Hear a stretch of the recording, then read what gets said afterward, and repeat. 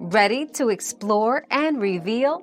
Dive into today's question and uncover the answers together. The best way to animate gacha characters involves using software like Gacha Club, combined with video editing tools. First, create your scenes in Gacha Club, capturing various poses and expressions to construct your narrative.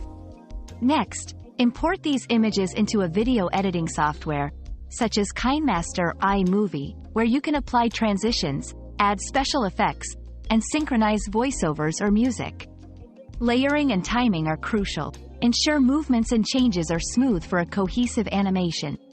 Community tutorials and forums can be invaluable resources for specific techniques and inspiration.